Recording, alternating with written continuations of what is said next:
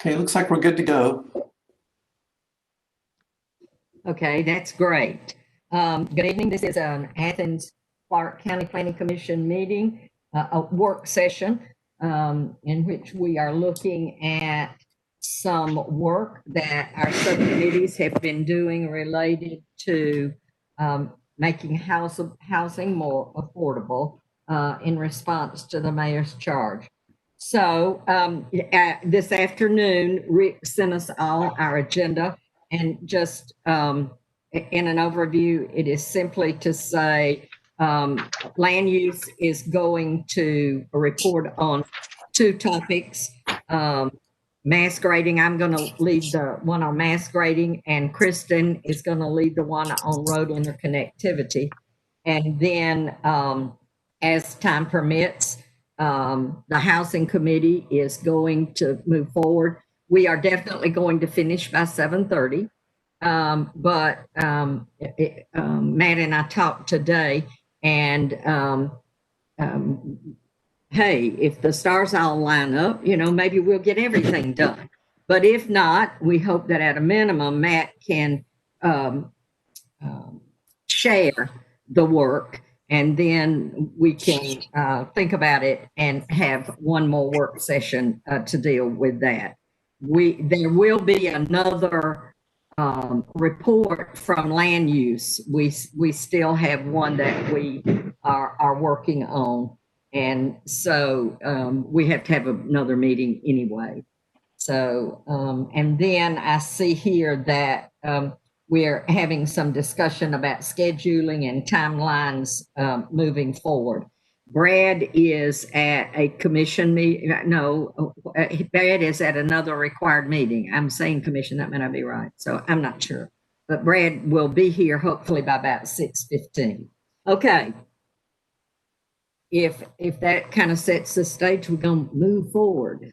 And I'd like for us, if we can, to start with our report on mass grading. I sent out, I guess about a week ago, the information for you all to look at. We definitely will see you that in terms of our work, the mass grading ordinance has been the most challenging of the two ordinances that we worked on. The other thing is, I think it's important to say that our topics have been very interesting. As we talked about the topic of dwelling units from housing, accessory dwelling units. We talked very conceptually, about that, and our decisions were based on that.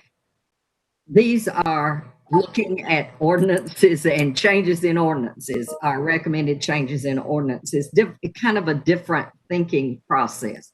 And so I find that interesting. We sent you, to go with this topic, we sent you 3 pieces of. That's not at my house, is it? Please tell me no. Okay. I sent you. Is somebody's phone ringing? I think maybe Jim's. What was that? Is your phone ringing? No. My phone rang, and it apparently cuts off my audio as soon as it rings, so I had to answer it and turn it off. No problem. No problem. So anyway, three documents that we sent. One is what we are saying is our report to you. What we did, how we did it, background information, and what our findings were and what we've recommended. The other 2 documents, I shared with you what they were. We spent several sessions with people that we ended up, they would be thrilled to know that we're calling them experts. but they are people who do these jobs every day. They deal with this ordinance every day. Some are community people, developers, architects, engineers. Others are transportation and public works folks who use the ordinance every day, who also are engineers and whatever. But we met with them several times, and what we found as we were doing that was that the information was coming and coming, and we had to have a way to organize that. So the two spreadsheets that we gave to you are not wonderful super duper documents that we are saying the end all be all. These were working documents for us. They allowed us, as we tried to summarize the information that we were getting from the experts, they allowed us to identify the issues that are associated with the ordinance. And so that's why we put the information together in the spreadsheet. The colors relate on the first spreadsheet relate to who gave us the information, whether it was from Transportation and Public Works or whether it was from one of our two other groups. The second document was, as we went through the information and we kept getting more and more technical, we realized that we had to sort out what was ordinance language, or what were things that would be a part of ordinance language, and what are things that would be a part of technical standards out of public works, transportation and public works. And so the second one is just our way to say, these things are things that relate to ordinance. These things are things that relate to technical standards. And our purview was to work on recommendations related to the ordinance, not to technical standards. Although at the end of our memo to you, we do have some recommendations that we think it would be good for public works to have and see. So with that said, that kind of tells you what you have to know that we are going to be going through the memo tonight. Okay.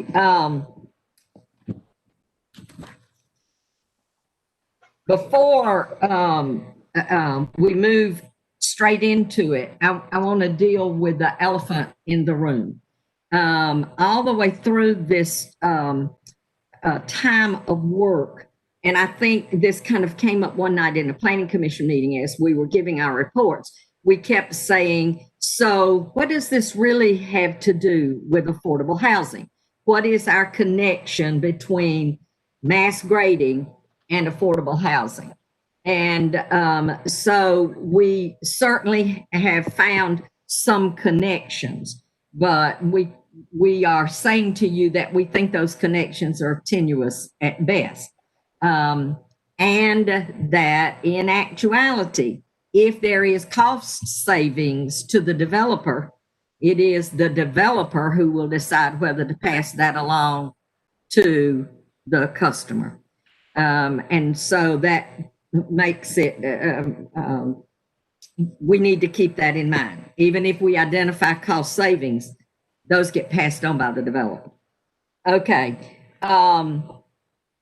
In a way, we also wanted to be very sure that we were true to the National Pollutant Discharge Elimination System, all of the requirements and best management practices that go along with this. And what we found as we began was that those requirements were not nearly as strenuous in 2000 when the mass grading ordinance was changed or put in place, not changed, put in place. And that since that time, we now have far more sophisticated requirements that will help us ensure that those things, that we stay true to the things that must be stayed true to.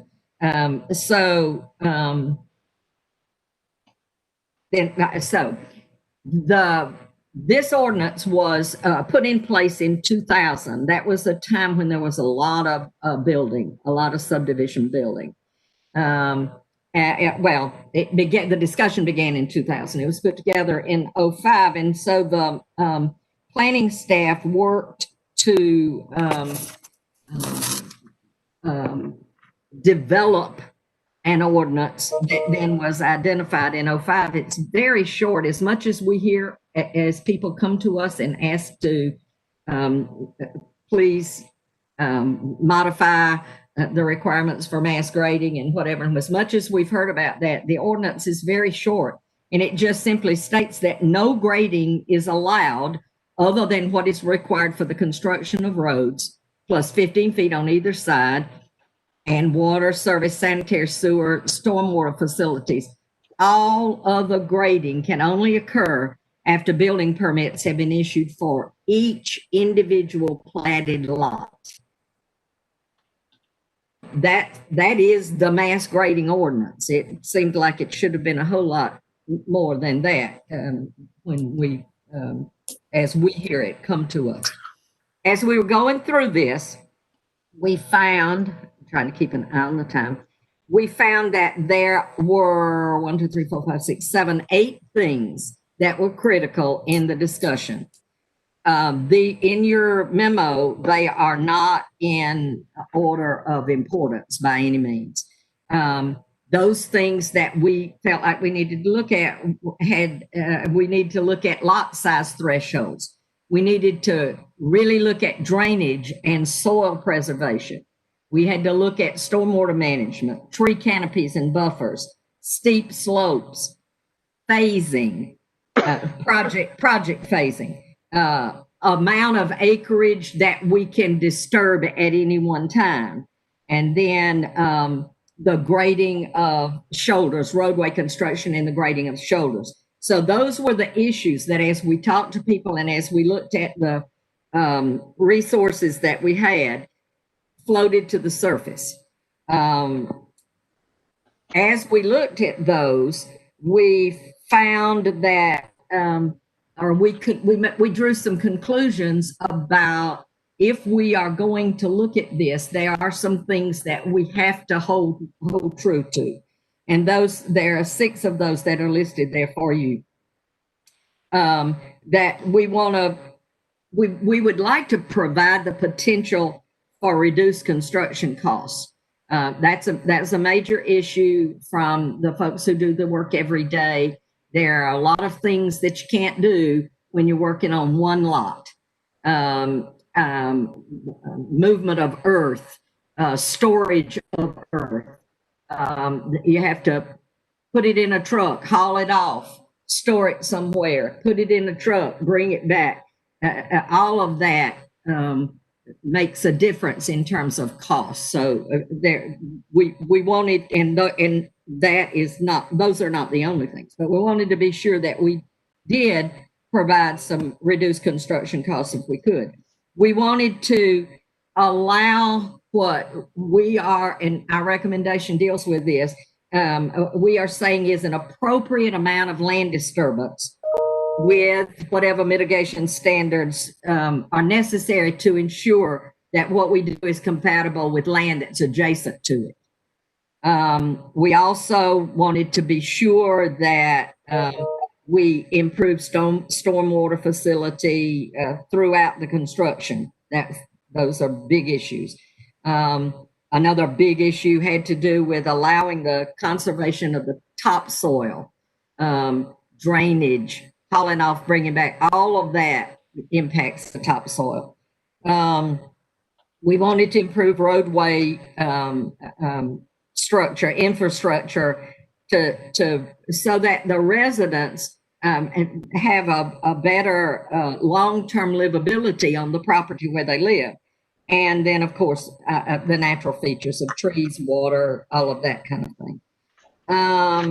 So let me see what I want to skip here. So then what did we really kind of conclude down to the nitty gritty?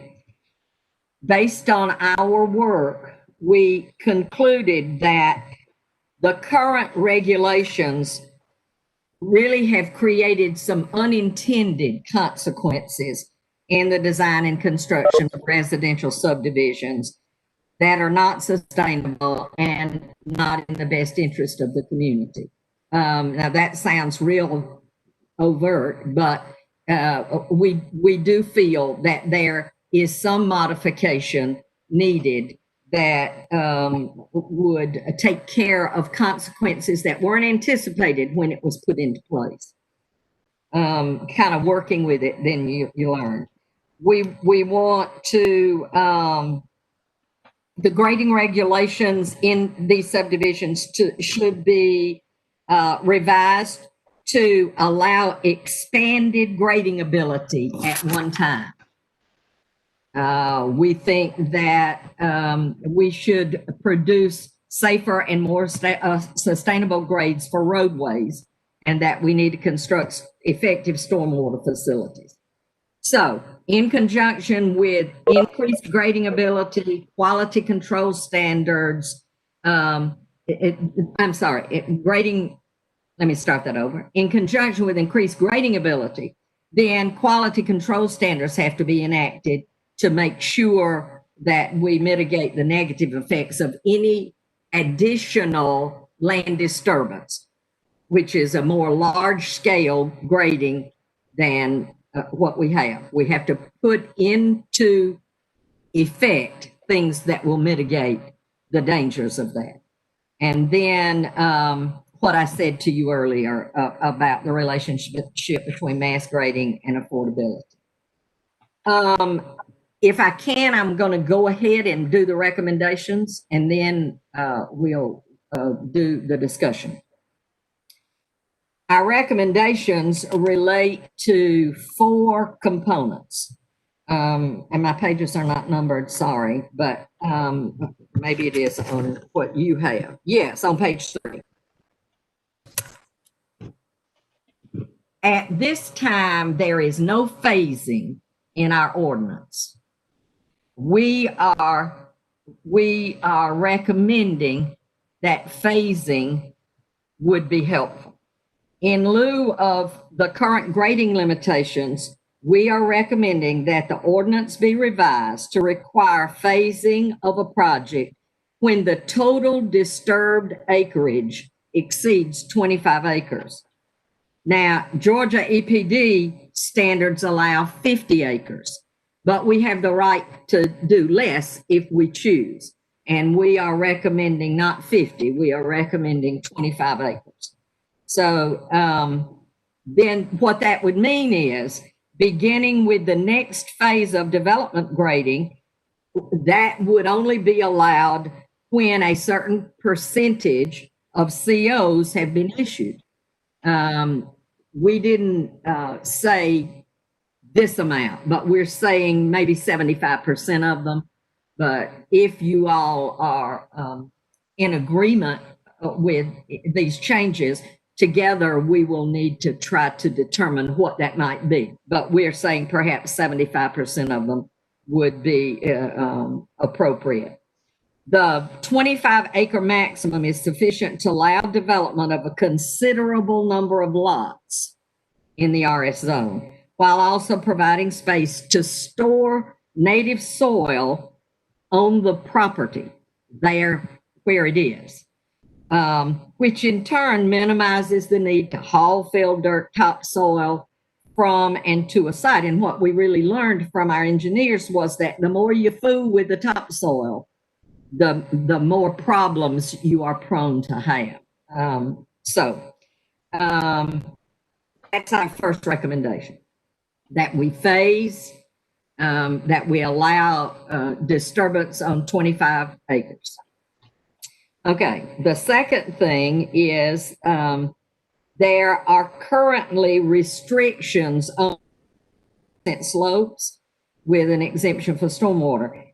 We are recommending, based on really, this recommendation came out of Transportation and Public Works, that we eliminate that related to steep slopes.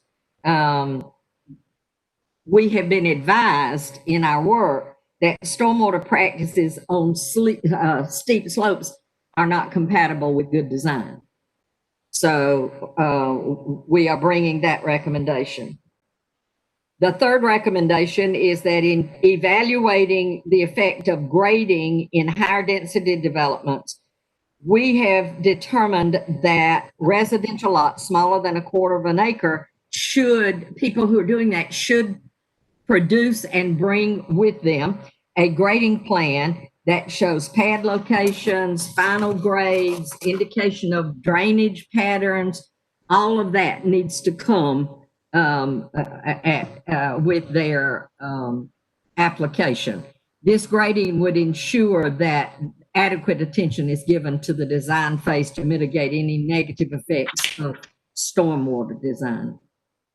And then the fourth thing that we are recommending is related to tree preservation. And tree preservation should be located in common areas as well as around the perimeter to serve as a buffer to mitigate construction dust and sound, to soften sight lines. Any proposed tree retention or removal allowances would not supersede the requirements of Athens-Clarke County. Additional tree-related standards for single-family developments would include forest regeneration to be located in common areas in instances where conserved tree canopy waivers are granted. We are recommending that perimeter construction buffers be required around the edges of the development site, that the sites that are adjacent to other parcels. Even when those other parcels are residential parcels, these buffers would be required for the duration of the construction. They could be removed after the construction ends unless they are a part of any conserved canopy requirement. But our idea is there are a lot of things that that happen when you grade a bigger area, from dust to water to whatever. But aesthetics is an issue, and it is an issue that was big when this ordinance came from community, the community saying we have to have an ordinance and a real push for that. So we want to be really sure that this was put in place to try to alleviate some of the concerns of the community at that time. I think I'm going to stop there and not talk about technical standards. If you want to know more about them, we'll be glad to talk to you about them. They have to do with the soil preservation and with water runoff, but they are technical, not ordinance related. So we're going to stop and hear your thoughts.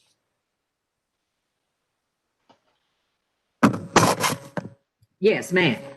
Excuse me, wasn't looking. I just had a clarifying question. I'm not sure if I understood it completely, and so I wanted to make sure that I did. The recommendation about phasing for areas with the total disturbed acreage being 25 acres. Does that mean that the current ordinance that doesn't allow developers to disturb land until they have building permits for the house to be built on that land, that goes away? If somebody's developing 2 acres, that they can grade all of it? Yes. Okay. Just that's what I thought. I just wanted to be sure. Yes. With the other recommendation requirements being in effect. That's exactly right, man. Jeff, you're muted. You're muted. Yeah, I know. I keep pushing the button and it keeps, no matter which way, I'm muted. Happens to me. Regarding the stormwater exemption on slopes, so as I understand it, the ordinance says you cannot disturb a slope over 25%, but unless you're disturbing it in order to put in some stormwater facility. That's And correct. you are saying do not allow them to disturb it under any circumstances. That's correct. Okay. Okay, good. Thank you.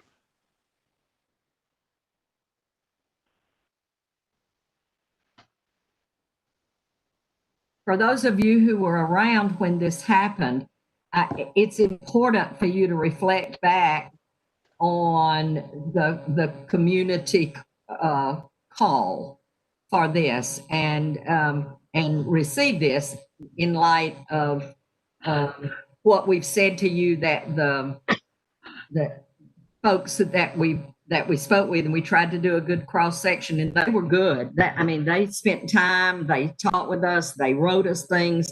I mean, we had a lot of discussion with them, but also with the cry from the community and how that balances. So I think it's important for those of you who were around to help us make sure that this can meet both of those kinds of things. Yes, Jim. There's a development in our neighborhood called Pinecrest, which I think must have graded close to 25% slopes quite a bit to make the whole thing feasible.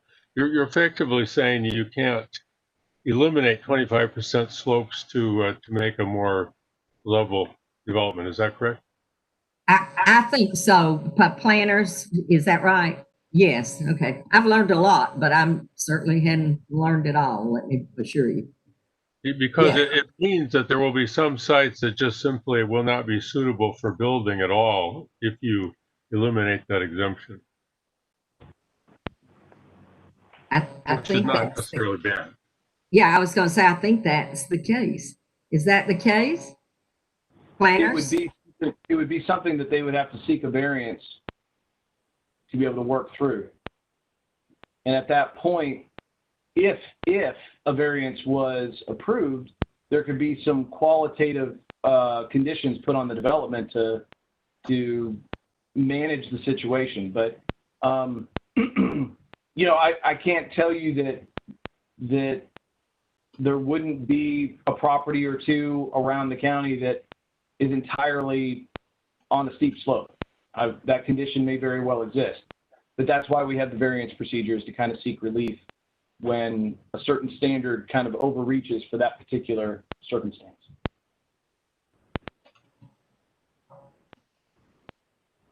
Jeff? Yeah, I'm thinking of a couple of houses on Fortson that might not be able to be built.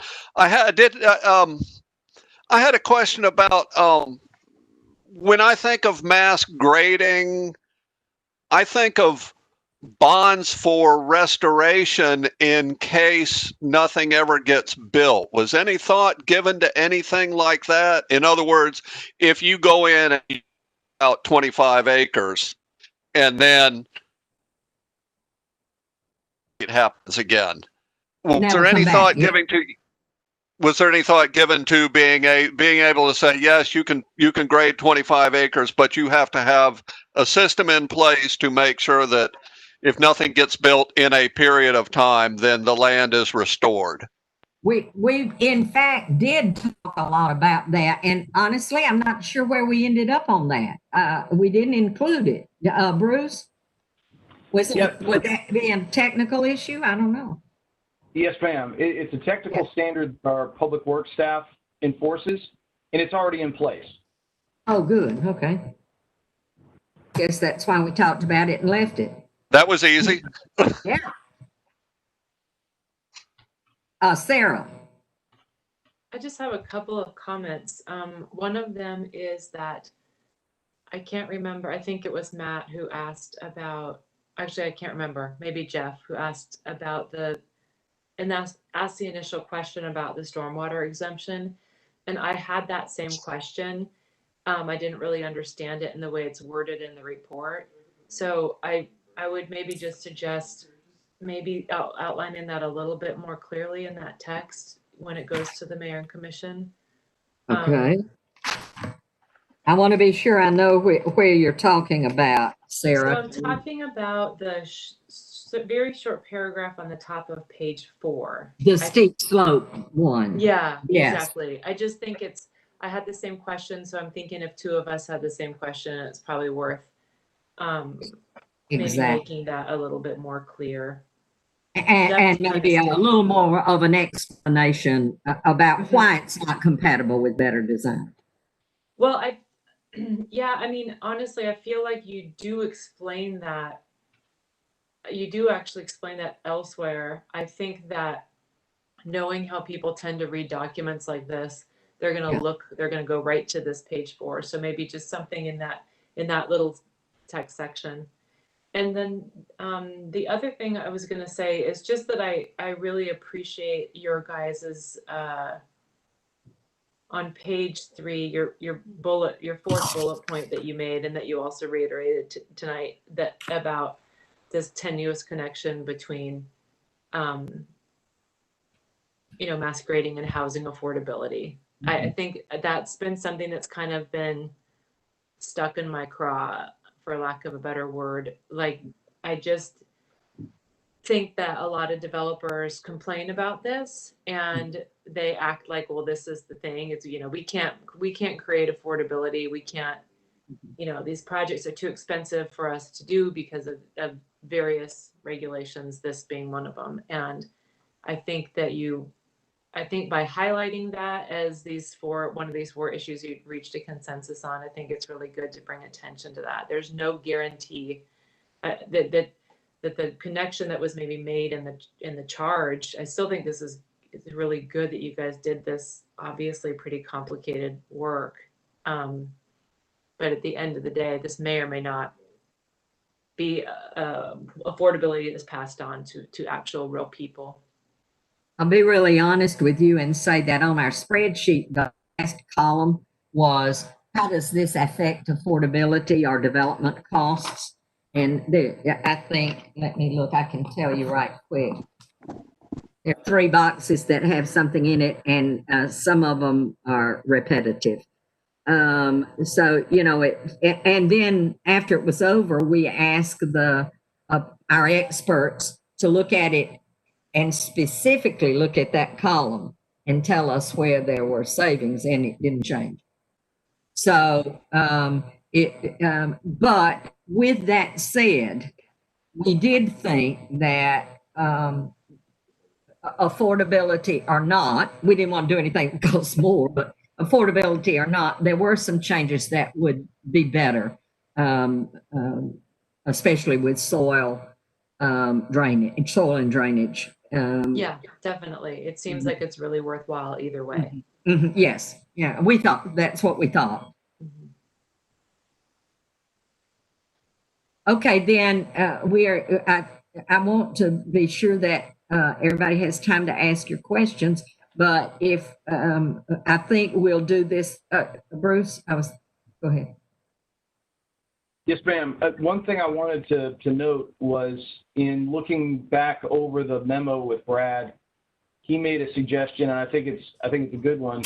That the individual grading plans that we've listed as a committee, his suggestion was that to a technical standard, so that our engineering staff would be the ones reviewing those, not to take it out as a requirement, but just to make sure it's something that's placed in the hands of the appropriate staff and not something that rests in our zoning ordinance. Make it something that is an engineering standard that's looked at by people who are trained to understand what they're looking at. That's really logical.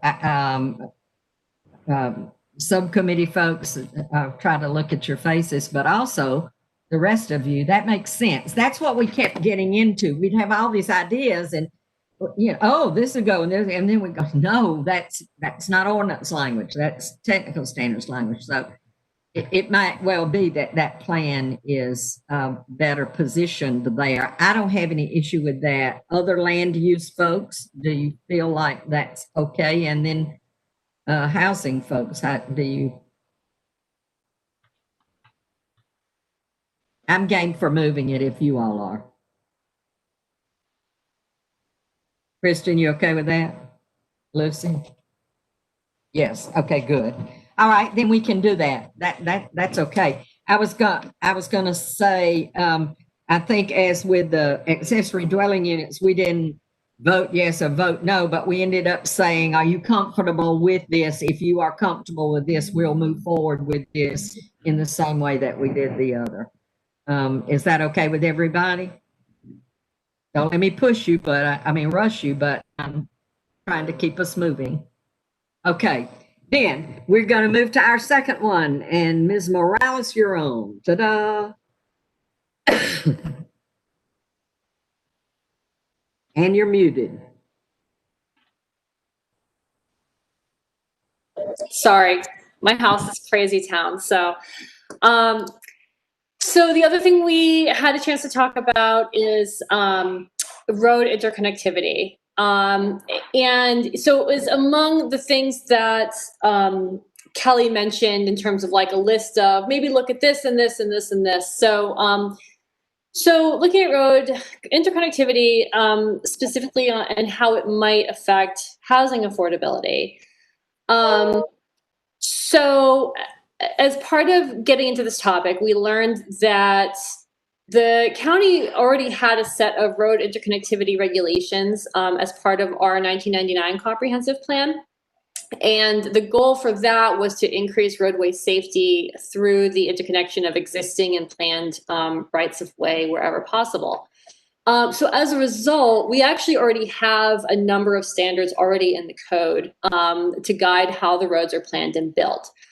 And then I think you got, then the packet has got section 923.6 that talks about streets and block and easement standards. There's section 929.5 that talks about the transportation corridor concept map, and then 929.6 that's right-of-way dedication prior to final plat approval. And in a nutshell, the main takeaways of all this is that so first of all, public streets can't be gated or barred from use by the general public. I think it's interesting that the real Athens has no gated subdivisions, which I think is, coming from South Florida, kind of a major milestone. There are the limits to the number of houses that may be located on a dead-end street, for example. Athens allows for developments to be created with street plugs, like basically little potential for connectivity in the future as part, for public use of the street. It provides that streets be extended to the boundary of the subdivision, and all major means of access to subdivisions must be connected to a street that meets ACC standards to begin with. And then we have guidelines on the size of the blocks. So these as we're talking through these different sections, we kind of felt that they already outline the instances where the dedication of public right-of-way is required, and then the minimum standards for these dedications, and then where interconnection is allowed and encouraged. And so through that, we kind of discussed the purpose and the effects of these regulations, and through these, we came up with 4 findings. The main one being that we found no direct link between road interconnectivity and these regulations and the ability to provide affordable housing. That's kind of the main issue that we were having an issue grappling with. The second one, that the current regulations establish a procedural requirement for unanticipated interconnectivity between residential subdivisions. So basically, we have a process. If you want to put in a road where there wasn't previously a road, we have a process for doing that. The other side of that is that we've seen more often that residents of subdivisions have not wanted this kind of interconnectivity. So while this exists, it's not really something that gets used. The issue of interconnectivity, thirdly, the issue of interconnectivity appears to be more closely related to sort of more safety and quality of life issues rather than affordability. It can be noted that improved roadway interconnectivity between subdivisions might have these sort of other benefits that reduce reliance on automobiles. It could support different types of transportation models, more walking in different places, more efficient use of public transit or ride sharing. The idea that if you have a house and you don't have to have a car in order to get places, then that increases the affordability of that house for you. It's an interesting concept, but at the same time, it's not really. It's on a very individual level. So it exists, but it's hard to make that argument on like a wider regulation level. Fourthly, the current regulations are written with a focus on roadways without direct mention of multimodal or non-motorized access. So with the third point in mind, our fourth point is that in the future, transportation interconnectivity between existing and proposed developments might be explored to support non-motorized vehicles and pedestrians. So in other words, maybe there's a way to encourage different types of connectivity between subdivisions or between neighborhoods that aren't specifically paved two-lane roads. But our focus right now is on housing affordability, not on transportation. So we felt that if we, as focus moves, if we wanted to focus more on interconnectivity and transportation down the road and how that affects land use, then we could get into that. But for now, that's best left for another day. The bottom line is we don't recommend any changes to this. We found that the current codes contain the components that we think we need, and they provide for appropriate road interconnectivity. So, womp womp.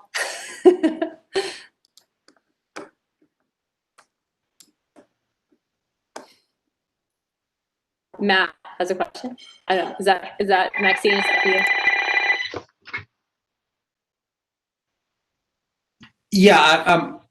My question was just about looking at your y'all's memo, the highlighted part in section 926.3 that requires dedicated public streets for any road that serves 4 units or more. We've been talking a little bit about cottage courts on the housing committee, and it occurred to me when I read this that I didn't know that was a requirement that existed. But a cottage court might well be 4 units on a single parcel, with a drive to some shared parking and so on. And it might be 6 units on a single parcel. In any event, it would be subject to this, and suddenly their driveway would have to meet public road standards with all the additional expense that entails. And so it occurred to me that an unintended consequence of this requirement might be to make things like cottage courts, which are right at the heart of affordable housing, considerably less affordable. So I just wondered if that was something that, if anyone knew why we have that requirement, because we've gotten some feedback from developers on the housing committee. Mark had solicited a bunch of developers to give us feedback, and several of them did. And a couple of them mentioned that, public roads are very expensive to construct. Private roads are relatively expensive to construct, and private drives, I have no idea as a non-planner what the definitions of these terms are, but the private drives, which are perfectly adequate to serve most residential purposes, are much, much less expensive to construct. And I don't know the whys of that, but I wondered if Bruce or if anyone on the committee could talk about the necessity of this requirement and what goes into it. Great question. I'm turning that right over to the planners. Bruce Young. Yeah, I'd be happy to explain a little bit. You're spot on when you talk about public roads, private roads, and driveways, private drives. So if you have multiple units like a cottage court on a single lot, that's multifamily development. That's not where this code section comes into play. And so you're not dedicating a public street when you do a multifamily development. When an apartment complex gets built, which is a larger scale version of this idea, we're asking them to dedicate all the roadways inside that development. So a cottage court, if it's not subdivided, and I want to be careful about that term too. If it's a cottage court and it's designed for individual ownership, condominium ownership, then we're not dividing the land. So we're still avoiding this requirement that was read because you're not subdividing the land. But at the moment that you're creating 4 lots or greater than 4 lots, you do have to do the public street. Can I ask follow up on that? I'm sorry, I see Richard's hands up. Maybe he has something to add. Well, I was going to say that with the cottage court developments, which are pretty recent developments from Bob Smith's office, we have it. I think we had our first 2 recently. We've decided that we're probably going to have to write some separate cottage court development regulations because we really aren't set up. Our zoning ordinance is not set up for that kind of development. So I think we're going to end up having a whole section for those type of developments because there's like, if you guys remember, there's like a dozen variances he needed, not just the roadway, lot frontages. There were a bunch of variances needed for that kind of development. It's just not your typical subdivision type development. So that's why I had to come in for the PD, plan development. And we thought we would come up with our own section, sort of get ahead of the game next time, see what's around the county or country for that type of development, get some standards in place, and maybe next time someone can do it by right, or at least have a lot fewer variances. So that's just a new development we're behind on the curve, but we need to get ahead and probably get something in the books that will enable that to be better, not have a dozen variances every time they come in for one of those. Yeah, that's a great point, Richard. And the follow-up question I was going to ask, what Richard just said may completely solve the problem I'm identifying. If we write a separate section that says this, with respect to a cottage court development that meets these standards, the other roadway and so on standards don't apply. This supersedes those for that. That would certainly, I think, solve that problem. But the thing I just wanted to flag with regard to your comment, Bruce, is that in the section 926.3, I may be misunderstanding it, but it does say it applies to any road serving 4 units or greater, not 4 lots or greater. And it says, and which are in an RS or RM zone. And so I would think, as you said, cottage courts are going to be multifamily. But at least as I read this as a newbie to thinking about these particular issues, I would have thought that this would apply to cottage courts because those are going to be in a multifamily development and it's 4 units or more, even if it's not subdivided. But it sounds like you're saying that that's not how we've interpreted it, that 4 units means 4 parcels. Well, one thing we had with the units and was RM, we've had an apartment complex at one point try to go down a dirt road. Basically, it wasn't a prepared road. I think we had the situation sort of come up off MLK. If you remember the one off of right by the loop behind the old taxi stand, there's some apartments back in there, and they were on a gravel road. We did get part of it paved, but it was to make sure that we don't get an apartment complex trying to locate on a public right of way, but it's not prepared. It's not a public street that we can get mainly it's fire and safety. As Kristen mentioned, this isn't more of an affordability issue as much as fire and safety. Those cottage courts, we still need to make sure the fire marshal can get their fire trucks in there. That's the main thing for using an alley type width is can we get emergency vehicles back to the back of that development? So most of the time when you have alleys, of course, you always have like Oak Grove, you have streets and alleys. And when you just have alleys in a development, we still got to make sure access is still going to be there, those type of vehicles. Cottage courts, I think it worked like in Miller. The other one, I know the fire truck off Dublin had to go in a little bit, and then he was okay with alleys going, he had some public street, and then the rest of it was alley. Millard, I think they were okay pulling the hose to all the houses without doing a public street. So that the fire plays a lot into that, the fire safety part of it, because they have to have like 16 foot of clearance or 20 feet or something like that. So that becomes a big part of it. And does, So, I'm sorry. Matt, are you no, I was just going to say, maybe we're pushing for a more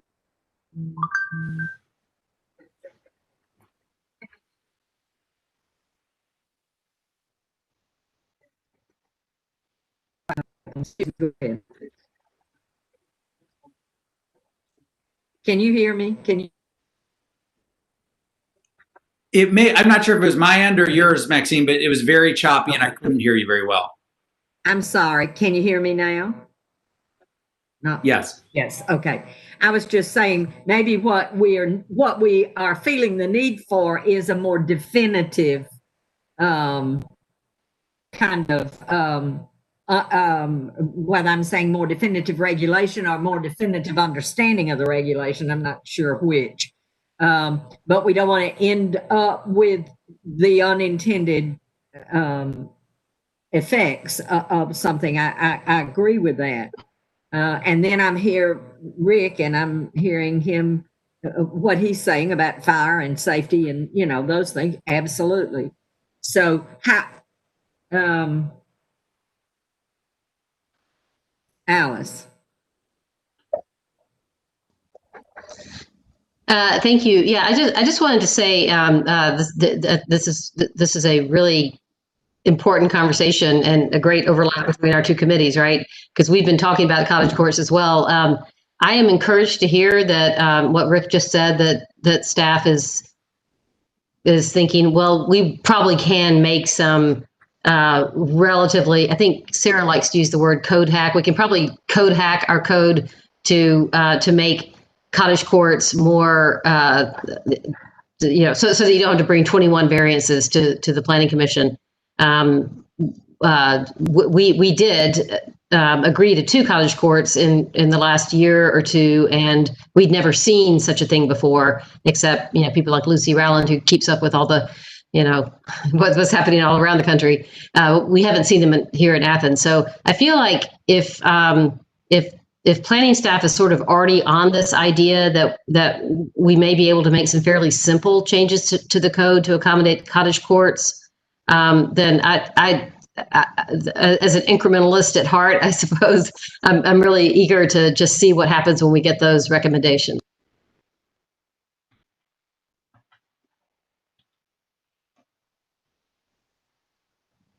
Maxine, you're muted. I forget every time. I said other thoughts, or Matt, does that kind of? Yeah. I mean, I think the it's on the housing committee's agenda. It's sort of the very next thing we're talking about in a package of other related things, duplexes and triplexes and stuff. We've been talking about it. We're continuing to talk about it. Cottage courts are very much on our agenda, and so it may be that what will come out of that is a proposed. You know, we've seen some other cities that have ordinances that just have, like Rick described, a dedicated section about cottage courts that essentially, you know, makes it possible to do them right by creating special, you know, conditions that maybe Bob Smith now asks for a variance, and so it's just written into the ordinance. If you're doing a cottage court, you can do X, Y, and Z, and it's all there in the ordinance. And so I think that's a perfectly good solution to the problem. Right. Other comments or thoughts, ways to improve?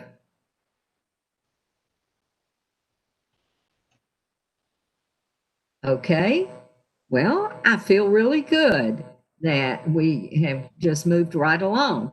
That's great. So I'm looking at your heads, and I am hearing you say that we're okay to move forward with this in the same way that we're moving forward with our other recommendations. Okay, so then I'm going to turn it over to Matt, who has information from housing. Thank you very much. Yeah, so you guys have seen the memo that we sent around, and the gist of it is, I mean, two of in the mayor's original charge where he said, you know, I want you guys to look at impediments in the ordinances to affordable housing. And he gave those 4 examples. A couple of those examples directly pertain to this topic, to inclusionary zoning. And the one about developing a partnership with a framework for a partnership with a nonprofit partner to enforce and manage the affordability aspect of an inclusionary zoning plan, and describing, you know, the set of incentives for developers that would entice them to agree to include affordable units in their developments. And as I think, you know, I don't want to repeat much of what's in the memo, but at the heart of it is that mandatory inclusionary zoning is arguably illegal under state law. There's room for different interpretations of the state law, and cities with larger city attorneys' offices and larger budgets for litigation than us are pushing the envelope here a little bit. Atlanta, for instance, has a mandatory inclusionary zoning ordinance for a portion of the city of Atlanta along the Beltline. And Decatur also has a mandatory inclusionary zoning ordinance, although our city attorney tells us that we probably can't do that. We'll probably get sued if we try, and it'll be expensive to defend and we may lose. And so we have focused on a voluntary inclusionary zoning approach, which entails trade-offs, right? It entails giving a developer something of value and then capturing some of that value to fund affordable housing.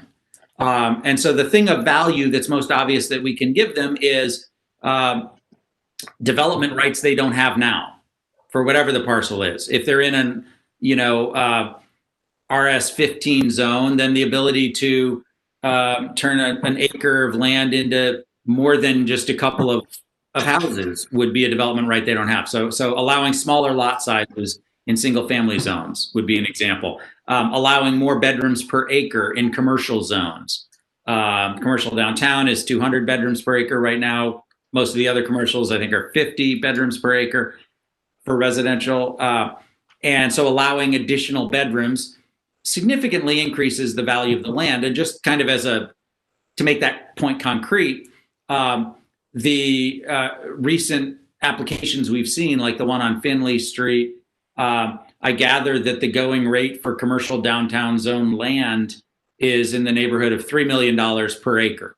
So a developer who's able to build 200 bedrooms will pay $3 million for the land that they can do that on. So if that just gives you a quantification of what another 50 bedrooms would be worth, or what another 100 bedrooms would be worth, you know. Giving them rights they don't have in exchange for some of the value being directed into funding affordable housing is a way, without committing significant city resources, to make a big splash in terms of creating affordable units.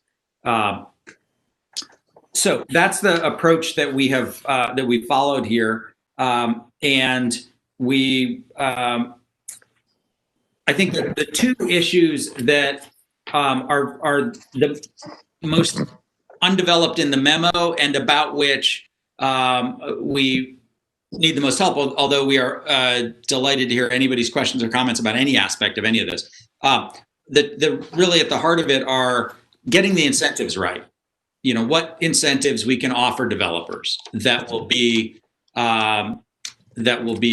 attractive enough to make them agree to do this, because it's our city attorney's opinion that as long as a developer agrees to, yes, you know, we'll trade this horse for that horse, we'll trade the right to do 90 more bedrooms for funding, this much funding for affordable housing. As long as they agree, then it's fine. Then they're not suing, and nobody else has the right to sue and contest it. And the state law specifically says that private agreements with private parties are fine. Nothing in the ordinance forbids agreements with private parties to do this kind of thing. So it's getting the incentives right to make developers want to do this, and also getting the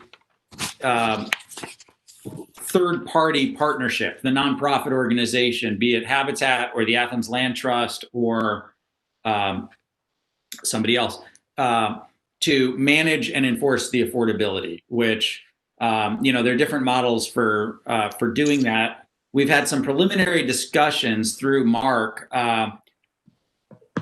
with Heather Benham at the Land Trust, and they're very on board with this whole idea and ready to do it, and in fact already have done this with respect to some property, things like this, where they maintain affordability over a long duration by, for instance, owning the land, and then the person who buys the affordable unit owns just the improvement.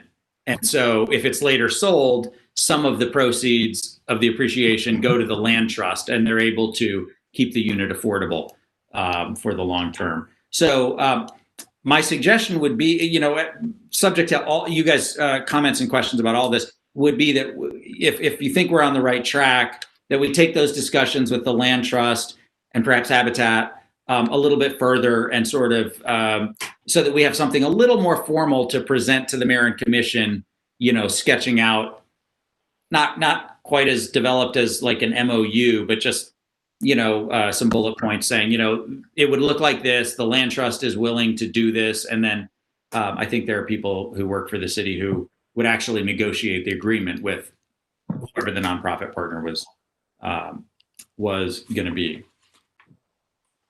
So I'll stop there, and I have more things I could say, but I think I want to let your questions and comments drive the discussion. So let's just take it from there. I have a question of more for staff, so that I know. The topic that we are working on right now is minimum lot sizes and relationship to affordability and density.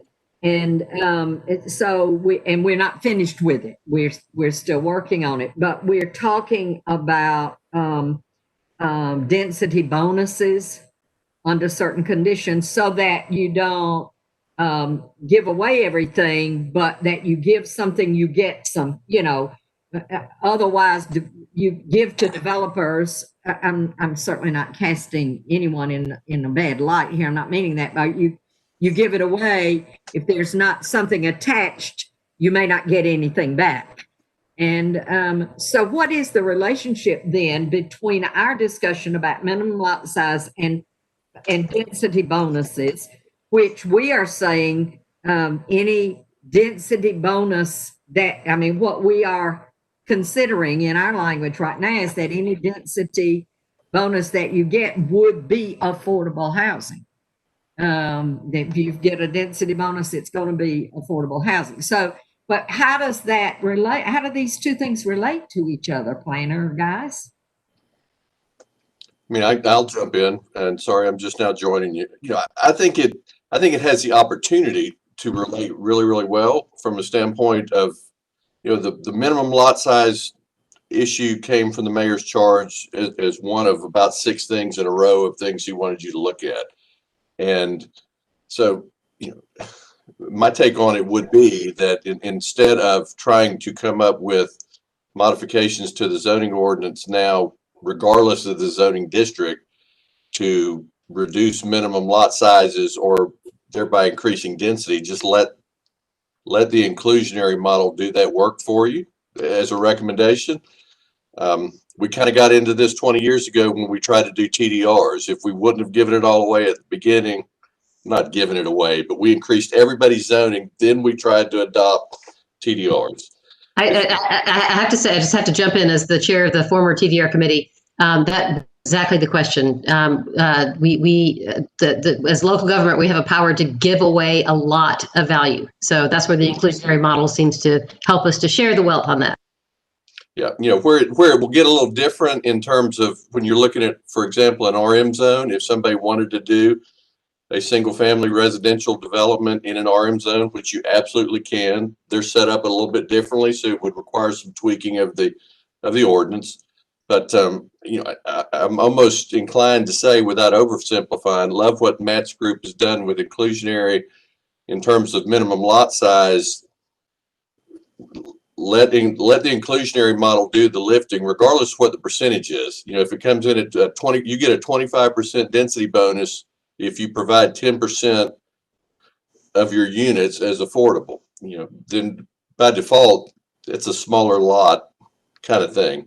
The only other thing to get into with that would be to look at infill lot, minimum lot sizes, reducing those. And I think that tends to go in exactly, based on our last 20 years of experience, I think that goes in exactly the opposite direction in terms of beginning to open up lots in the older neighborhoods for tear downs and rebuilds and re-subdivisions. And very few of those that we have seen in the last 20 years have been for the purpose of affordability. They've been for the purpose of investment and or larger houses. So I think we're going in the right direction. We kind of told you at the beginning, all these things would kind of come together, and I think they're starting to do that. You know, my only concern, and it doesn't even rise to the level of concern, but you know, we need buy-in from the mayor and commission on the whole policy of the third party, as Matt just said. You know, whether or not that ultimately lies with you all and us to work with that third party group, or whether they want it to come out of the housing and community development or the GIT committee. Not sure where that lands, and I think we should just let them tell us that. And if it's us, we're willing to go back and work on it. But other than that, I think everything's coming together. Look, just two quick comments. Regarding your question, Maxine, I think it's a great point. And as we talked about inclusionary zoning, obviously the biggest splash is when somebody's putting up the next Georgia Heights or the Standard or something, and they're doing a great many units. And by giving a density bonus or a parking reduction or something else of value, we are able to capture some value for affordable housing. But we talked about, should we stop there, or should this be something that we look at for all residential zones? Should we, you know, RS5, RS8, should we be looking at something there as well? And we thought it was consistent with the mayor's charge to include that in inclusionary zoning. I'm looking at that right now. And item 2 on his list of examples was by right density increases for inclusion of permanently affordable units. And there's nothing in there that says only in multifamily developments, right? So we understood it to mean also in single family zoned areas. So as the memo discusses a little more fully, you know, our thought was that we should include those, although it's very different development and it's very likely to be a whole different set of incentives and look quite differently. Regarding the second thing about setting up the partnership framework, the last thing you said, Brad, about maybe we should wait and see if the mayor wants us to do that. Item 4 in his list of examples says the following: a partnership framework with local affordable housing providers to ensure permanent or long-term status of affordable units. So I think one of the things he's given us is precisely that, he calls it a partnership framework. And I think we've understood that to mean not a detailed plan. I think there are people in the city's attorney's office who would negotiate a detailed plan with them. But yeah, we've understood it to this point that they do want us to do that. Although we're open to correction if we're mistaken. If you think we're mistaken on that. I don't think it requires correction at all. I think he did, when he came and spoke to you, kind of said that, you know, some of these things may fall under the purview of other groups working together, and kind of wanted us to focus on 1 and 2. I'm not saying we shouldn't look at 4, but I'm not sure that we're the best group to be setting up those kind of frameworks, especially when it, you know, I think absolutely we send what your group has put together, if you agree on that this is the way we think it needs to be done, and to the extent we can help, you know, we're willing to help. But in terms of the oversight and enforcement, and especially if we start to get into the payment in lieu instead of providing the units, you know, who's going to oversee that? The planning department and planning commission, I don't think are really the group set up to do that. But I've got to go back to my question because I still don't feel like I have an answer to it. I'm certainly hearing what you're saying. I think I understand what you're saying, but our work on this subtopic of what you're doing, I guess, is what we're concluding now, has been only on in RS zone, not RM. Although we have concluded that we would likely like to say additional work related to RM.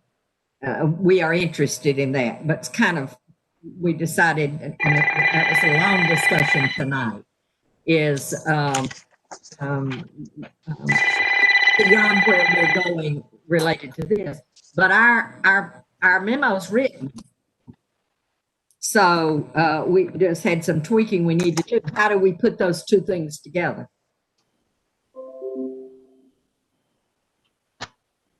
Yeah, I think that sounds like a great topic for our next workshop. To the extent that we've done overlapping work, I think we all knew that we would on some of these things overlap. And so it sounds like you guys may have done more on the single family side of this than we have. And so it does sound like it'll probably be a rich and robust discussion with lots of good ideas coming from each committee.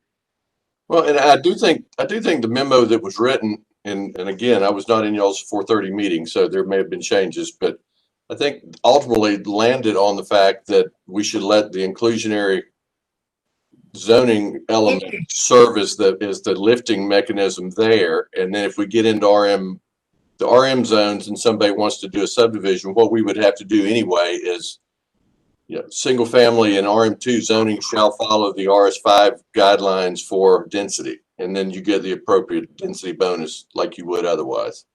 Well, the wording, part of the wording says, and we ended with a question about this, and we didn't have time to, that's why we were late. The number of units gained in excess of the number allowed by base density for the zone shall be developed as affordable housing units pursuant to the terms and conditions associated with Athens-Clarke County blank program, affordable housing program, inclusionary zoning requirements, whatever we're calling. But yes, Brad, you're exactly right that this is a sub and depends on that. I'm just saying there's no need for us to go on and keep developing, or is there? And you all going and maybe we need to decide before each of us, or especially us, since yours is the more inclusive one, how shall we put this together at this point is what I'm saying now. No complaint, no whatever. It's a pragmatic question. We will go meet next week. So. And I think at the end of the day, for the final recommendations, that with regard to, your request to have us look at minimum lot sizes, the planning commission recommends that. And then you set it up that it relies on, the final inclusionary zoning product that is set forth. And, because it's all got to come back and draft text amendments that are more technical based on whatever that number's set at. Absolutely. Yep. They do get bonuses now, but they do have to do with affordable housing. Jim? Yeah, I wanted to bring up one issue related to minimum lot size. Any particular desire to scrunch down the minimum area lot size, but it is a fact that the dimensions of lots, let's say in RS5 that are set in Athens-Clarke County, are set based on, I believe it's a 50-foot width. And I know where I grew up, there were narrower lots that were also RS5 lots. They just were a lot deeper. So in terms of minimum lot size, one might consider whether there is any value in considering lots that are narrower, but as long as they're deep enough to satisfy the RS5 5,000 square foot limit. Because you might be able to squeeze out a few more lots that way. Mm-hmm. Okay. Kristen, and then Matt. So in looking over the the inclusionary zoning in the section about the smaller scale development, and it kind of brings up a question that I had in our meeting that we were having prior to this one, which is like how the benefit of density, but then at the same time, I'm wondering if there are issues with density. And what I mean is, because maybe what I'm saying is like, how are we defining density? Because, and I'm thinking specifically in RM neighborhoods. And I know a lot of this discussion is focused on single family, which I think is kind of like a whole subset of issues where I feel like we have all these neighborhoods in Athens that basically are residential. They're just zoned RM. And so there's a fundamental flaw, I think, in that, which I got into in our last meeting, and I won't rehash that. But it also brings up to me this issue of density, where if you have neighborhoods where you have traditionally smaller houses, and then you're losing them to, you know, what you're able to build, which is a 3-bedroom house, is that what we mean by increasing density? And is that really getting us more affordable housing? Or are these inherently smaller houses on smaller lots giving us affordable housing? Like if we're looking at this through an affordable housing lens, at what point does density start to become just density for density's sake rather than giving us truly affordable housing stock? And then where in that is the whole idea of preserving existing affordable housing rather than getting rid of it? How do we preserve it? And as we increase density, are we in danger of that? Katie brought that point to us. It was a great point, I thought.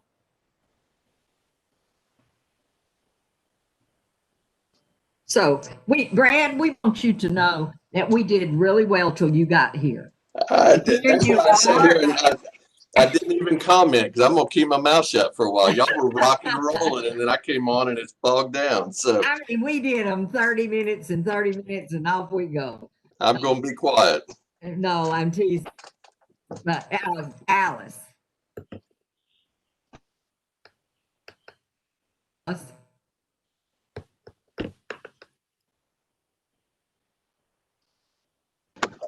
There we go. Sorry, I was trying my space bar unmute, but it wasn't engaging.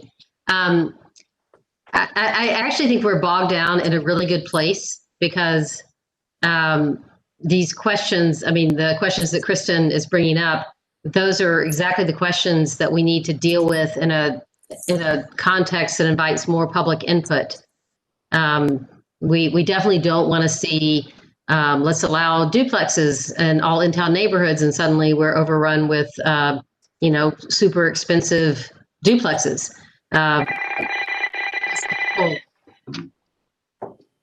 Could somebody mute Jim? I'm just saying. You could. I think we're raising the right questions as a group, and I think that the work that we've done in our individual committees is really ready to move on to the mayor and commission, along with some requests that they send some particular issues back to us so that we can discuss them focused way.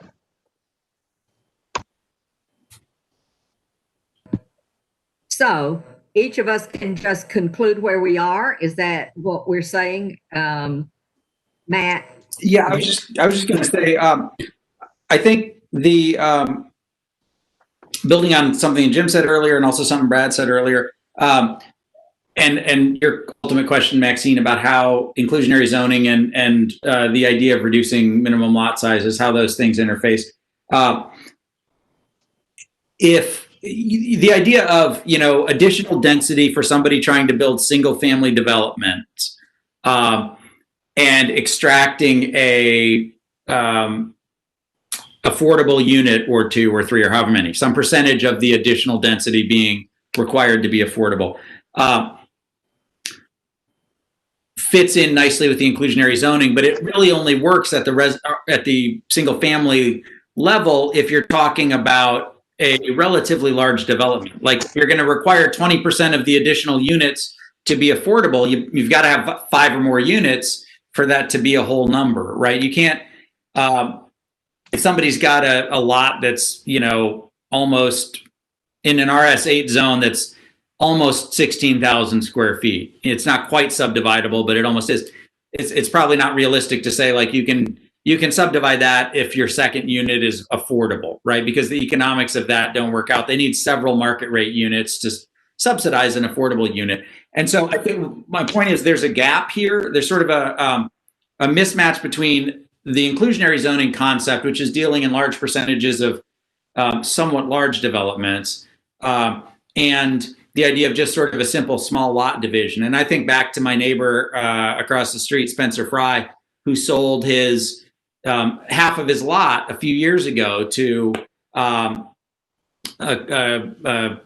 friend of mine, who then built a house and did a nice infill house, and now they live there. And Spencer had a lot that was more than twice the RS8 minimum size, and that had more than double the required street frontage. And so he was able to do that. But there's very few lots that meet both of those, that have double the square footage and double the frontage.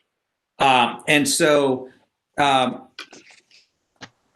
affordability of infill housing, I think Brad's point earlier was great, but I draw a different conclusion from it. The infill housing that's been built in Boulevard, in Cobham, in Five Points, has not tended to be super affordable. And that's because, well, it's for multiple reasons, but one of them is just that there are very few buildable lots.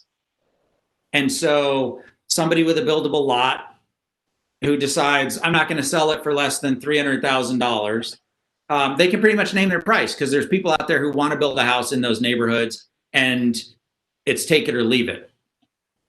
So to fill the gap we're talking about, like of small lot subdivision, just carving off one lot from an existing lot, it strikes me that if we facilitate that, such as in Jim's way that he described of reducing street frontage requirements, so that a deep lot can be subdivided, or in flag lots, or even just allowing a reduction in lot size for subdivision, that will tend to promote affordability, because it will tend to reduce the cost of buildable lots that change hands, right? If they're $250,000, $300,000 per lot right now, and suddenly that's because there's two of them available in all of Boulevard, that someone could buy. If there were 10, then the price is going to tend to go down, and then the price of the resulting housing is going to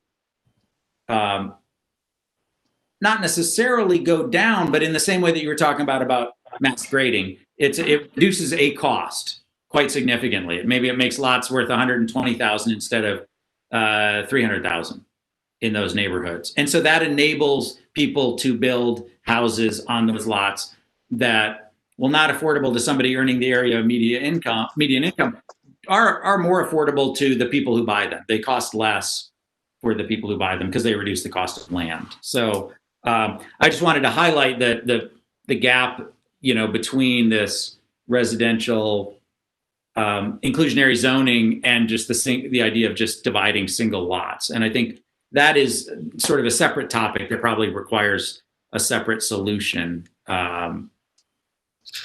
different from inclusionary zoning.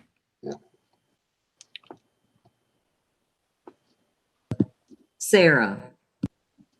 I would just piggyback on what Matt's saying, is that as this conversation has been going on, I'm sitting here thinking, like, how did we, let's not, what am I trying to say? I think that I don't really, my brain is a little bit jumbly. Let's not complicate something that's already complicated, which is the inclusionary zoning topic, by even in, I think, as a committee, as the planning commission,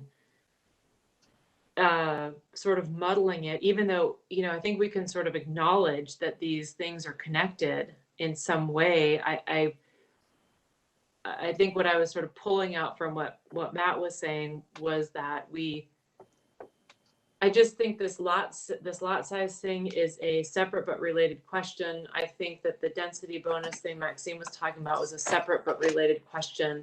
And I would hate to see, this this is the closest we are going to be coming to be able to, recommend, look fairly clear.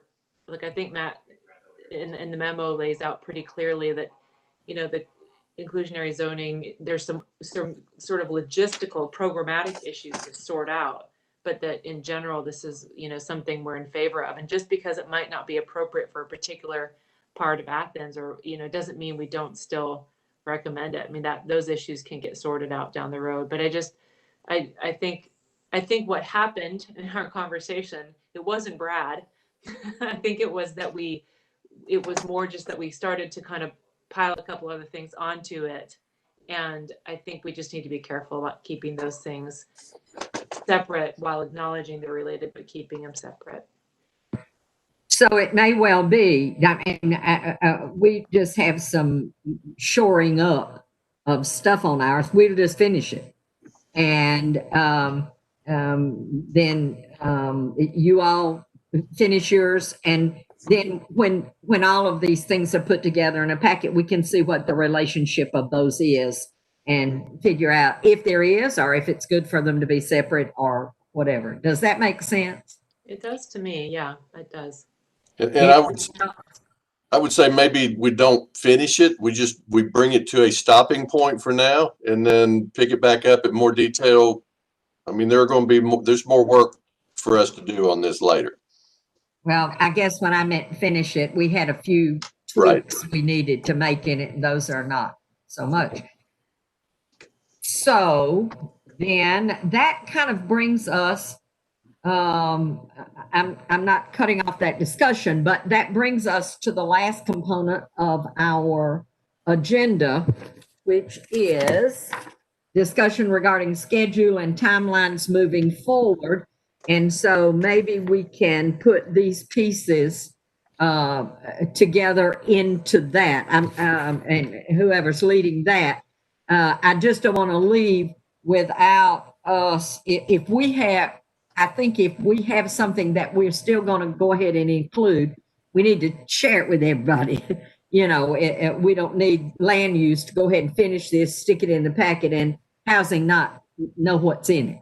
It has to be transparent to everybody here too. So I think we're going to have a time to share that. Matt?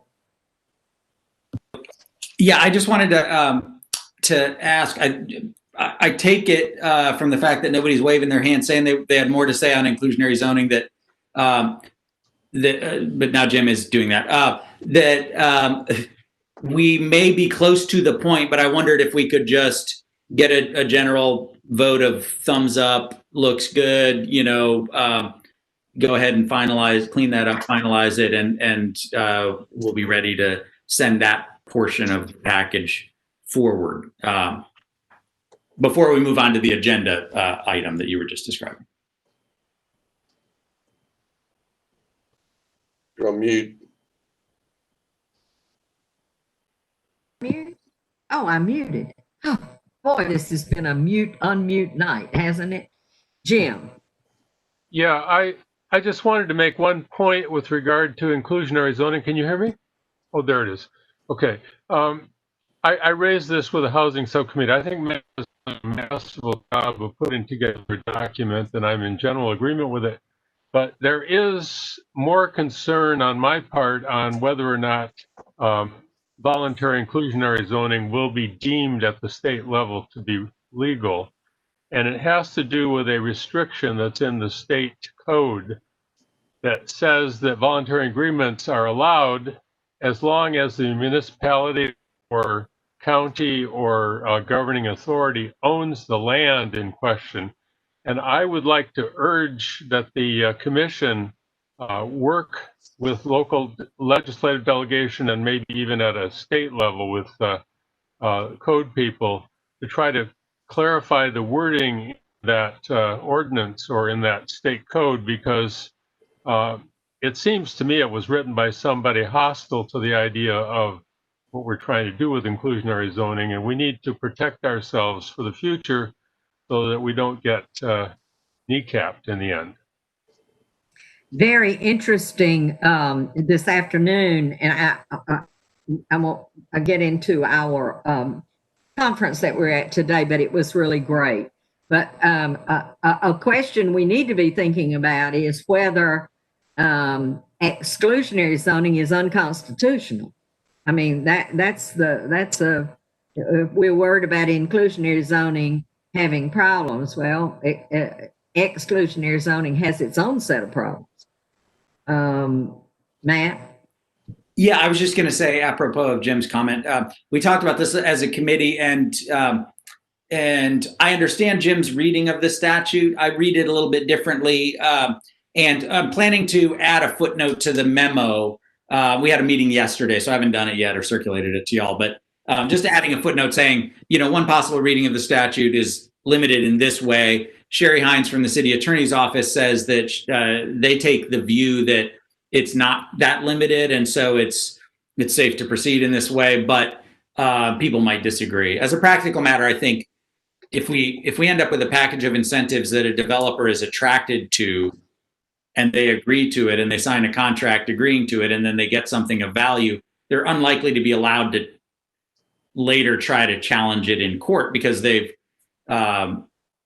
accepted something of value in exchange for it. So maybe that's informing Sherry's view. I'm not sure, but in any case, it's a matter that we're certainly going to flag for the mayor and commission, and with Jim's suggestion that they may want to drill deeper on this with the city attorney and talk with the local legislative representatives about a tweak to the statute if appropriate.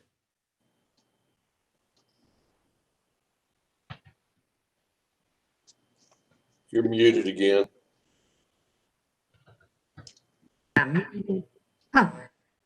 So let's move on into the scheduling timeline discussion.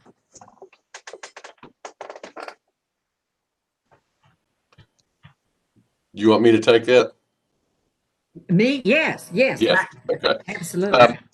I mean, ideally, if we could get to a point for your October meeting, which is only in a couple weeks, to present, kind of a uniform package that you all are in agreement to send forward, that's kind of puts us right on schedule, because then that would come out of your October regular meeting with a recommendation and be presented to them for a vote in November, which was our target.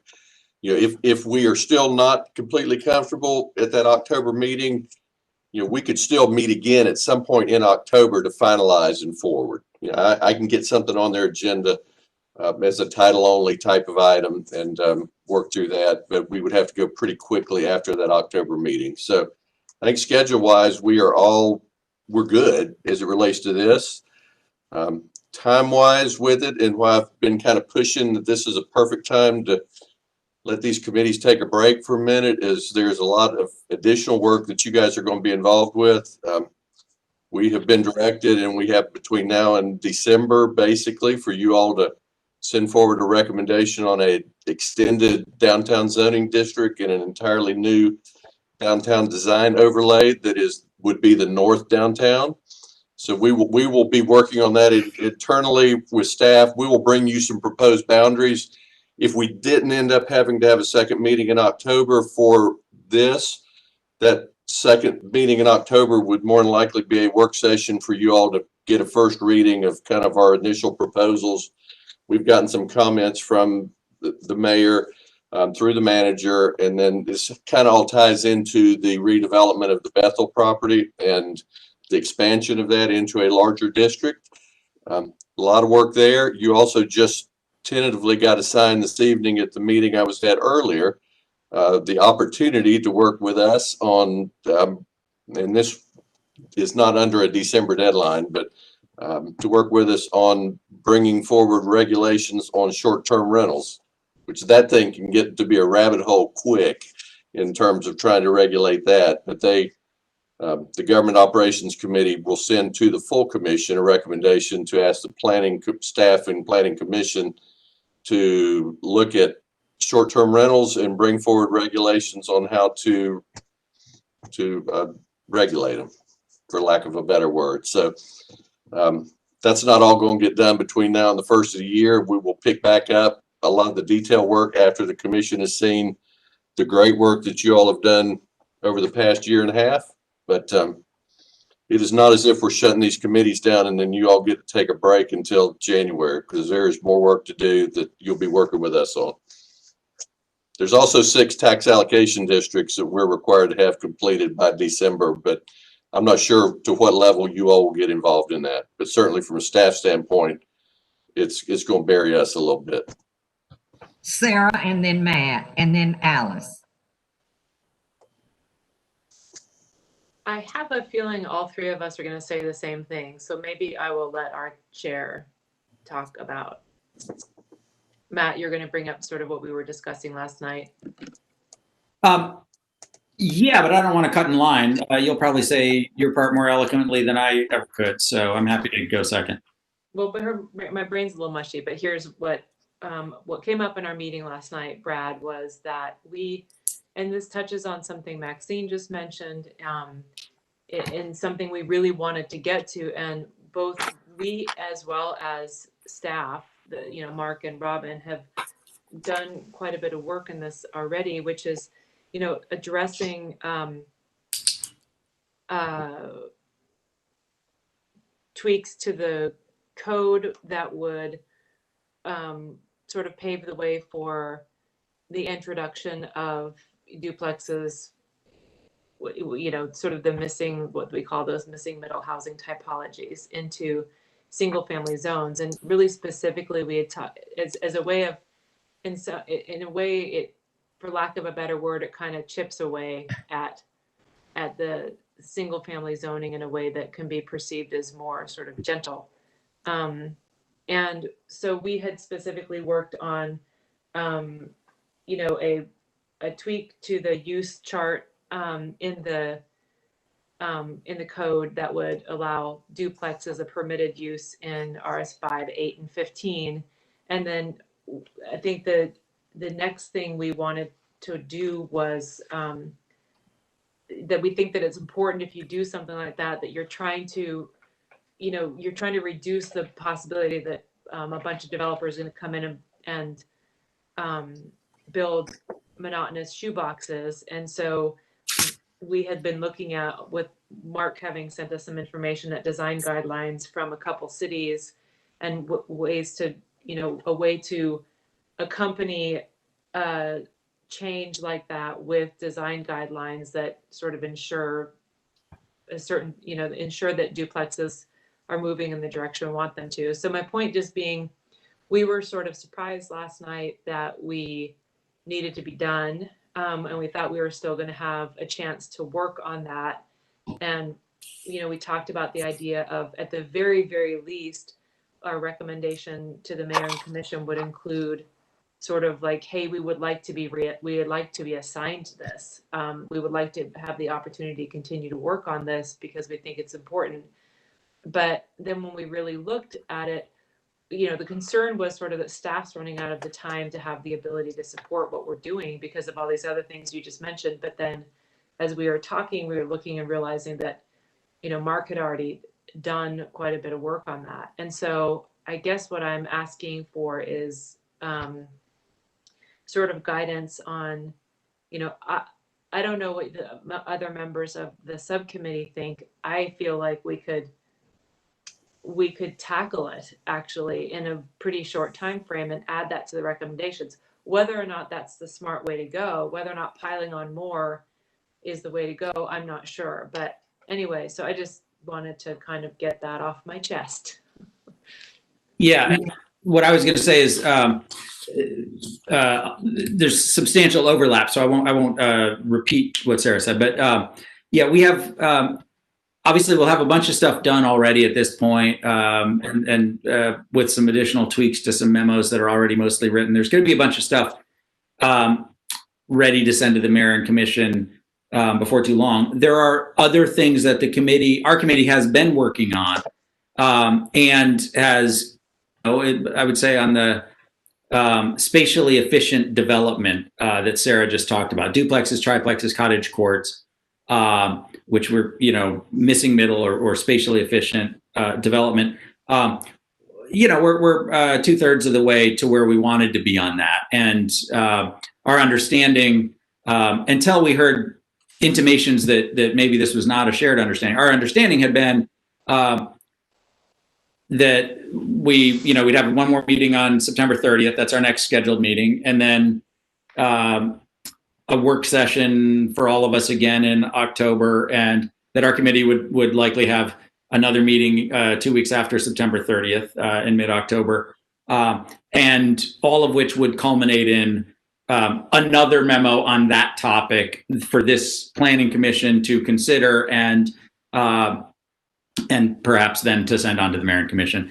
Bottom line being, that is squarely within the mayor's charge. The examples that the mayor gave, we've gotten a lot of work done on those specific examples, but the opening words of Kelly's charge that we should develop policies and practices that will encourage mixed income development, allowing for single family and multifamily residential units across zones. I'm quoting what Kelly said.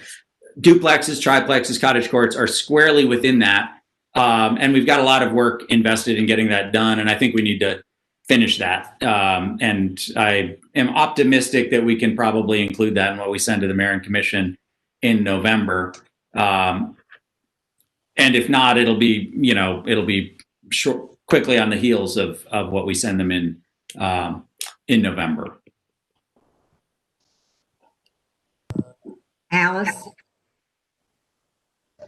I guess just a slightly contrarian view from the one expressed by Matt and Sarah, although only slightly, because I really want to have this discussion about duplexes, triplexes, fourplexes, cottage courts. And I expressed this last night at our meeting, so I'm not surprising them with anything. But what I would like to see happen is that we send our current work forward with a strong recommendation that we get, that the mayor and commission say, yes, please now talk about duplexes, triplexes, et cetera. There is a lot of work that's already been done, and I think we could get some recommendations together in a couple of meetings, and I'm happy to attend those meetings with or without staff support. But I just maybe this is because I've been on the commission before. I just think that a memo from us with a strong recommendation to adopt these things and then send this back to us immediately is a more effective way to proceed on that particular issue. I'm so, Brad, if I'm just throw one thing in from us, it's a little bit different than that, but some similarity. I'm really so interested in your discussion about duplexes, because yesterday, and I think this is so funny, I had some questions of Brad and Bruce about duplexes, or it was Bruce, I think it was Bruce, about duplexes and where they were allowed, where they were not allowed, and why. And those were just questions that had come to me, and lo and behold, you all are off on this topic in it. So that's very, very interesting. What I needed to say, representing our group, is that we have at least 3 topics that we also are interested in, but we did decide tonight that at the end of what we will give, those topics have to do with minimum lot size in RM zone, that discussion, a discussion of something really big, which is form-based code, and a discussion about how do we preserve existing affordable housing. And I don't know that we have, since that was just mentioned tonight, that it keeps coming back to me. I think that's a huge, important topic. However, what we did decide tonight was that we would add an addendum, not call it an addendum, that's my name, but that we would say, in our work, we have become very interested in ta-da, and ta-da. If this doesn't even say it's going to the mayor and commission, it's going to the mayor. It came from the mayor, not from the mayor and commission. So, Mr. Mayor, if you are interested in us exploring that. Those are topics that have come up and are connected, and we would be interested in doing some work on. And so that we would just send it. And I guess, Alice, that's kind of like what, maybe a little bit like what you were saying. Yeah, and I guess from my standpoint, I'm not suggesting at all that any of those topics, because we're kind of at a point where we need to wrap it up and send what we have done up to this point, that if you didn't get it finished, it's just done. I think absolutely all those things are worthy of discussing. I also don't think that you really need to ask permission to talk about it to the mayor. And I know that's not really what you meant, but I think it's completely appropriate for you to send along with this packet, in addition, but we did not have time to complete it. We are also very interested in continuing discussions on the following things that you all have brought up. And unless you have strong feelings otherwise and don't want us to pursue that, we plan on continuing. The issue I've got between now and the first of the year is just, I'm really not super comfortable. I don't know there's anything that says that I can disallow any of you to do anything, but to continue to hold meetings without staff being there, we've never done that before, and kind of need you on some other stuff too between now and December to push this stuff forward, because it's a lot of work in a short time period, and then with the intention of picking all that stuff back up after the year. And then the one hanging piece that we have that is on the mayor's charge is the one that we've been working on, which is the minimum lot size. We were just going to meet one more time to approve it and have it ready to go to you. So we were going to meet Wednesday. I guess if that use of staff is hard for you, then maybe we need to try to figure out how to do that another way. We just need approval from the group before we bring it to this group. And I guess what I was hearing from minimum lot size is the general recommendation at this point, without a lot of further work, was to let inclusionary zoning do the heavy lifting on that in terms of residential development. Not to put words in anybody's mouth, but is that kind of where y'all were going with it? I thought we were there at one point, but then I thought we ended up with Sarah's comments to say we would just keep those two separate, send them in separately. And I mean, ours is written. It's not like we have to go do more work. I mean, you can get into some really big issues. With what Matt said as it relates to Boulevard, I completely agree with. And it leads to some nice infill where we saw real negative impacts 20 years ago when we adopted the original ordinance that allowed a lot more flexibility in lot sizes and lot widths and things like that. The negative impacts appeared to largely come out of the lower income or the more East Athens, First Street, Flint Street, those areas is where people went in and were able to buy up 2 lots and tear the houses down and turn them into 4 because it was affordable. So if you go onto that scale, then really, really freeing up the ability to subdivide lots tends to lead to gentrification if you don't have a lot of additional standards set up with it, and which is why it all went away in probably 06, 07, because we did not get what we thought we were going to get. Not that we shouldn't look at it again, but it's just. We probably should have thought of that then, I guess I just have to say this, before we took time to do the work. If I would have liked for us to have said, this is not a topic that we feel like we want to do. I mean, it was on the list. We were just doing what we were told. But if we've done the work, but we don't think the topic is appropriate to send, that disvalues the work of the committee. Kristen.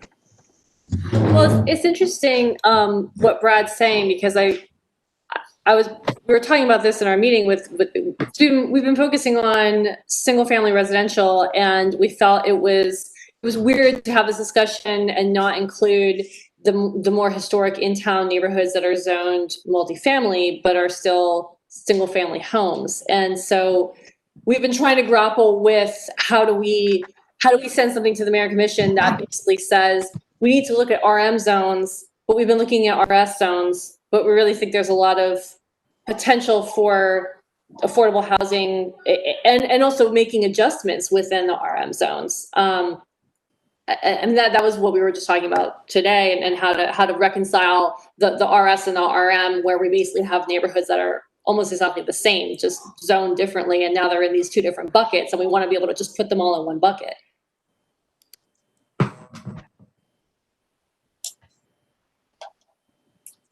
Okay, Rick?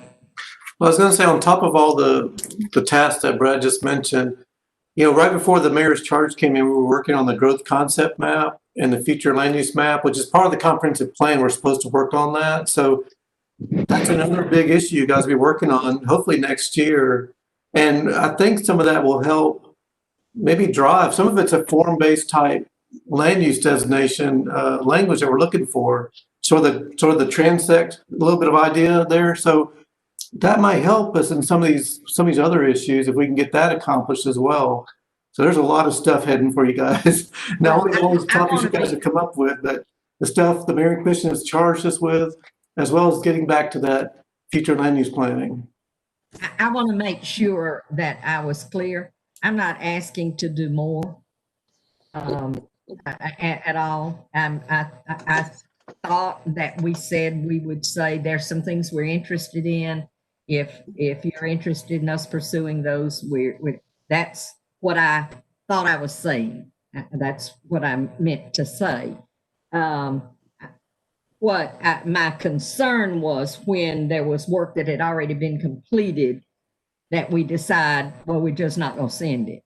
That is a little, that it doesn't feel good, Matt.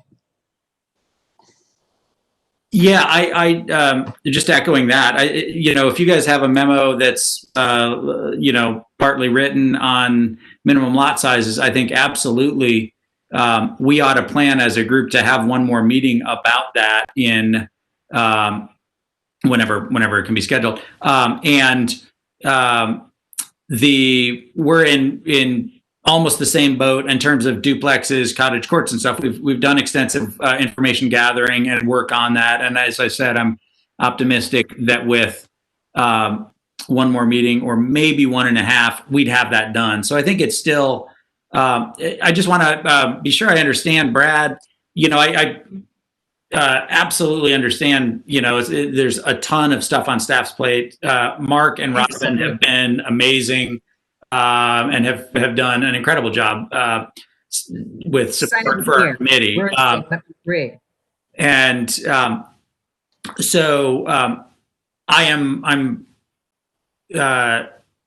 optimistic that with one more meeting, we'd probably be able to present something on duplexes and cottage courts to this commission, which would still, I think, be in time to include it in November. And it sounds like the same is true, Maxine, of your committee with the minimum lot sizes memo that you guys have largely written. And so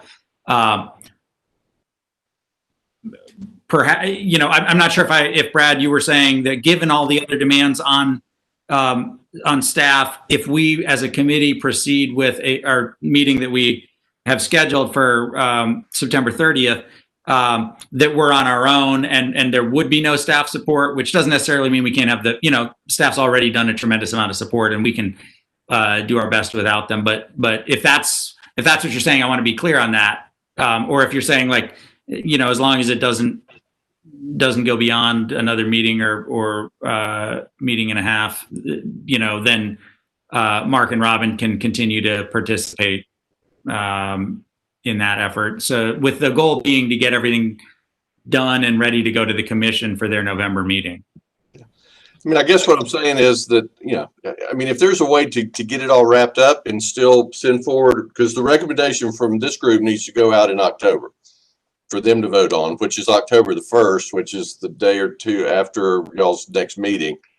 We could potentially hold a special called meeting and we have talked about that from the beginning. If we need to have a second meeting in October, that we're willing to do that. And I'm not going to take that back away, but I guess, that would be my only take. My concern more with it was that we're going to go ahead and send forward the the recommendations that we've got to this point. But in the meantime, during the months of October and November, the intent of the two committees are that they're still going to continue to meet every other week and move forward. And that's the time period that I was wanting to just take a pause on this work to get the other work done.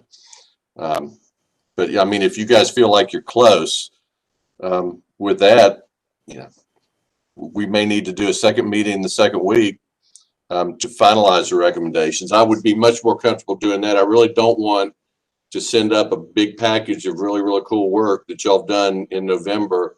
And then in December, I've got one more thing coming to them that's kind of on its own and by itself. I think it needs to live together with it, or we need to wait a little bit longer. I agree with that. Now, I mean, Maxine, I may have misspoke on yours too. I did not mean at all for you not to send forward the work that y'all have done on the lot widths. My take on it was the memo and that I saw before your meeting, and I know y'all want to continue talking about it a little bit, was primarily that, that we don't feel like there are significant changes that need to be made administratively on lot width sizes at this point until we get an inclusionary zoning policy in place and let that do the heavy lifting. Ideally that gets us away from a lot of these zonings too that you guys are dealing with, that everybody wants to put a piece of property under contract and then rezone it for more density. Well, if we get inclusionary, instead of rezoning it, do a development and get your density bonus and give us some affordable housing with it at the same time. And because we're not just going to give away rezonings because you want more density, there is another mechanism that is now in place for you to get that. It has not changed since you saw it. If you saw it yesterday, we didn't have any major revisions to it. We had some things that needed to be added, and we didn't want to move forward on that without everybody seeing it. Yeah, no, I think that absolutely needs to go forward then. Okay. Okay, so do we need to set those meetings? That if we have to have an extra meeting, let's go ahead and put it on the calendar. I feel like it's starting to be Christmas already. It would probably be, for our standpoint, the 8th of October, the following Thursday. That would still give me time at least to report out to the mayor and commission that the Tuesday after their agenda setting, the recommendations that will be coming forward. And I think we've got an extra week. Just the two recommendations, the one from housing that we haven't seen and the one from land use that we haven't seen. That's all we do that night. I have a 7 o'clock meeting that night. That's about, so. Yeah. Well, I think we go ahead and try to put a bow on the rest of it at the regular meeting on the 1st. And then just plan on coming back, and we've got 2 more things that we're going to fold in before it all goes forward. Okay. And do that at 6 o'clock on the 8th. 6. I think so. Rick, you think that'll work? Yeah. And the rest of you all to go ahead now and put a meeting on the 8th at 6 o'clock. And that's a work session like this one? No, Yes. that would be a regular meeting. That would be a special called meeting because you would be taking action. We've got to have a formal vote for you to send all that forward. I thought you said we do that at the regular planning commission meeting. But if you do it at the regular planning commission, you can't add to it without another formal vote. Okay, so on the 8th, we're looking at the whole packet. Yes. Okay. But ideally, if you've got the 80% of the packet already agreed upon on the 1st, okay, then you'll do the other 2 things and send it forward. the official approval of it will happen at the 8th, but we will already have looked at it. That's fine. I was just going to ask if we could start at 5:30 if we needed to do that. Because we can. But it's kind of our regular time. I mean, the earlier the better for me. Under a special called meeting, we could go at 5:30 instead of 6. That's been the time we've been meeting. Does that suit everybody to keep it at 5:30? Okay. Then on the 8th at 5:30, that's great. Okay, I think that lays it out. And woo, that's a lot of work, folks. You all did a great job tonight of hanging together and moving forward. And most of all, I appreciate your work on this. It's above and beyond. And so I'm sure that the mayor appreciates it too. I know him well enough to know that he would be really grateful to you for your work. So, any other comments for the good of the order? All right. Have a wonderful night. Go to Thanks. bed. Thank you. Bye.